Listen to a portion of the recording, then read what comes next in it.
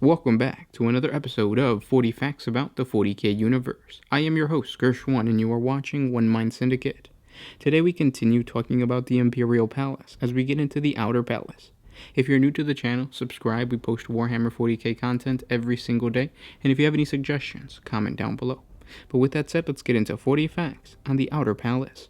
The Outer Palace of the Imperial Palace is a colossal structure, the circumference of which is measured in thousands of Terran miles, so populated that the majority of it has become a grim slum, inhabited by millions of destitute people. Terran-born civilians, pilgrims, and highborn nobles inhabit the towering spires of its macrohabs and spaceports that break through the atmosphere and rise into the void like the spines of some bioluminescent beast. Its corridors, chambers, vaults, and plazas are so multitudinous that no single record remains to list them all.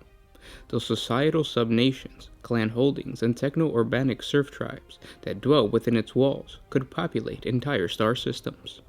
The entire structure is guarded by enormous walls and gates, the most famous of which is the Lion's Gate.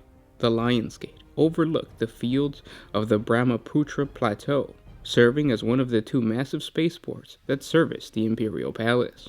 It had once been a thing of magnificence, a massive gate topped with two gilded beasts rising up to lock claws in feral dispute.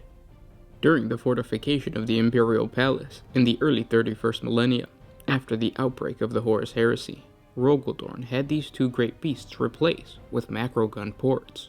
A curtain wall of bleak rockcrete encircled the gate, its edge circled with void shield veins, like the spines of some prehistoric reptile. During the Battle of Terra, the Lion's Gate spaceport was the site of a massive battle between the White Scars and the overwhelming hordes of the Traitor Legions. The Primarch Jagatai Khan spearheaded a daring night attack comprised of White Scars, surviving remnants of the 1st Tank Division, and elements of the surviving Imperial Army regiments against the surprise traitors. Throwing a defensive perimeter around the spaceport, he held it against all counterattacks, having the flow of Traitor Legionnaires and materials towards the Imperial Palace at a stroke. This key victory would later prove to be a pivotal moment in the Imperial defense of Terra. Another one of the enormous gates of the Outer Palace, the Annapurna Gate, is of the structures of the Imperial Palace that throughout the age of the Imperium, millions of pilgrims have flocked to Terra simply to see its exquisite craftsmanship. The work encrusting this gate took Menzo of Trevord 30 standard years to complete. It was said that his ornamentation surpassed even the Eternity Gate in pure aesthetic. During the fortification of the Imperial Palace, Rogaldorn had this gate carefully dismantled with great care and stored within the palace's vaults.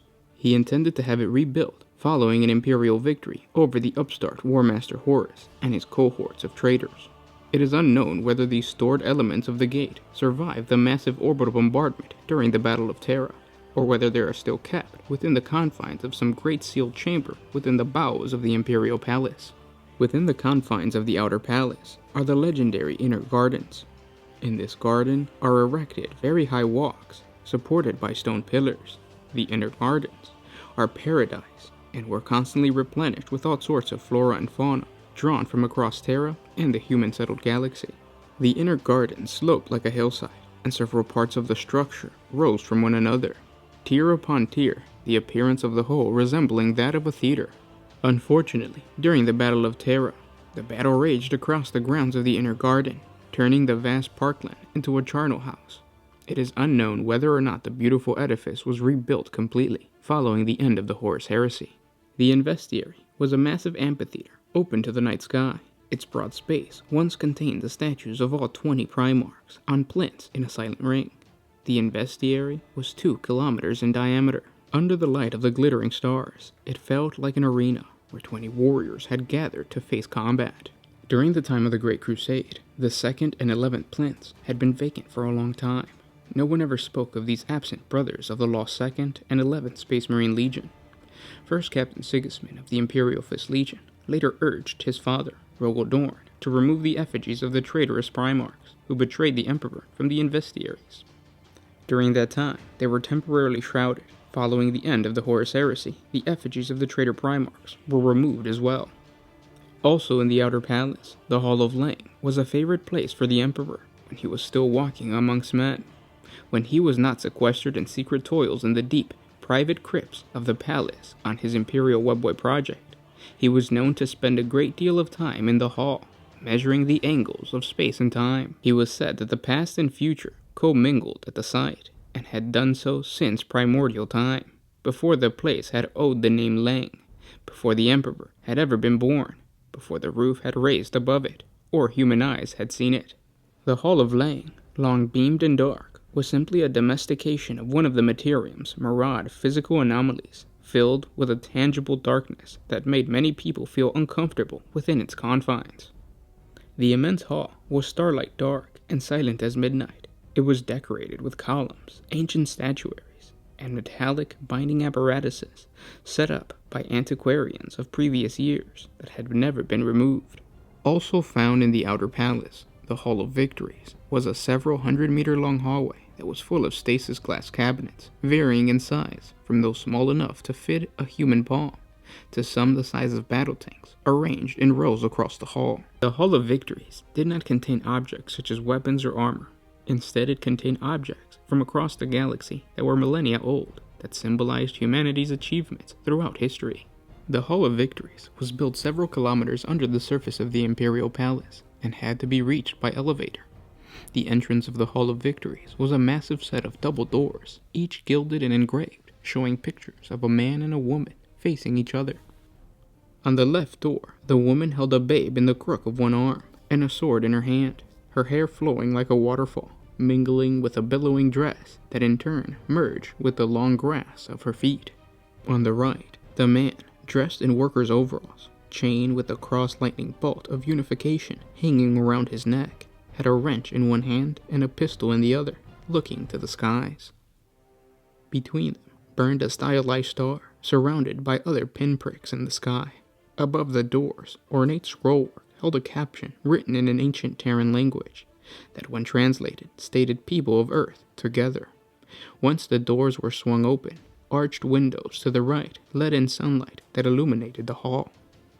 The stasis glass cabinets in the Hall of Victories held objects like the navigational circuits from the first warp-capable ship, and a broken piece of human-made clay pottery that was broken into 8 shards, marked with fingerprints and dents that dated back tens of millennia. Most of the objects held in the hall were technological or scientific in nature, but some were cultural. In the outer palace can also be found the Sanctum of the Thousand Eyes.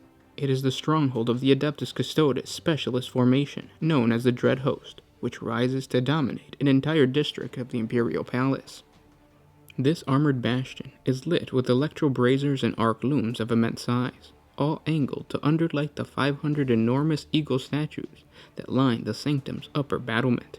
Each as large as a super heavy tank, these ominous sculptures are posed in vigilant stances, many staring up into the stellar gulf, while the remainder peer down upon the thralling processionals below. Superstition runs riot that the eagles of the Sanctum of a Thousand Eyes can perceive disloyalty no matter where it lies, and that the Emperor looks through these avian eyes to see the darkness in men's hearts.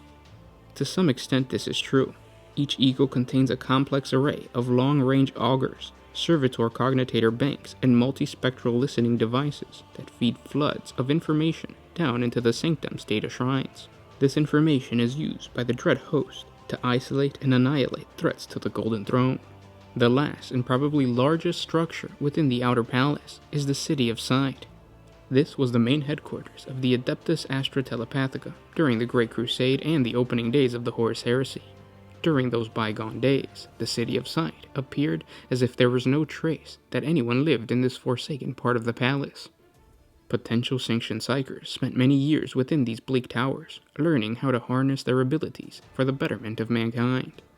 Where other regions of the palace were celebrations of the unity brought by the extension of the Emperor's rule over all of Terra, the builders of the City of Sight seemed to have gone out of their way to craft something calculated to weigh on the soul.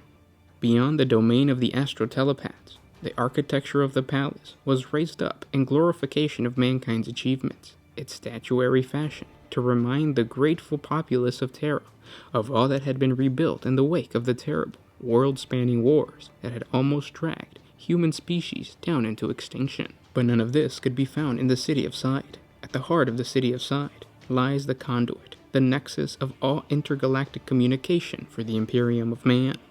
Originally carved out of limestone by an army of servitors, these high-roof chambers are filled with black-clad infokites, plunged into their cognitators and arranged in hundreds of serried ranks. Once a telepathic message is received by these infokites and interpreted and sifted by the cryptiasians, it is passed on by the conduit to the recipient via neural tubes. And those were 40 facts on the Outer Palace. I hope you guys enjoyed this video. If you did, share it with your friends on Facebook, Twitter, and don't forget to hit the like button. It really helps out the channel when you do that. My favorite structure definitely is the Sanctum of the Thousand Eyes. It's pretty badass to think that there are hundreds of eagles that are basically just cameras on crack. They're just watching every single Imperial citizen, watching to make sure that there's no corruption, riots, and all that kind of stuff. Even though it doesn't prevent it because there's still riots within the Imperial Palace. We'll talk more about that when we get into the daily life of an Imperial citizen in the Imperial Palace. It's pretty crazy. This whole concept, though, the concept of cameras or like giant augers watching the citizens, reminds me of a documentary that I watched from Vice on YouTube, and it was talking about either a location in or a city in Canada or the UK. I can't remember, but they have cameras pretty much in every street corner, and that's how they monitor, just people. It's very scary to think. Especially when you start seeing like certain, I think it's either in China, Japan, or Korea, that they have face recognition cameras that are just out. Now, Chicago has that, but they don't really work. They're pretty blurry, and I mean, just based on the crime, it shows you that it doesn't really work. But you know, in the 41st millennium, it's going to get even worse. So if it's bad right now, you know, in the 41st millennium, they're going to be able to detect bad thoughts. Pretty crazy, and something fun to explore when I'm starting to write, or when I start writing the daily life of an Imperial citizen. But with that said, guys, I will talk to you tomorrow. This was Gersh1 with One Mind Syndicate signing out.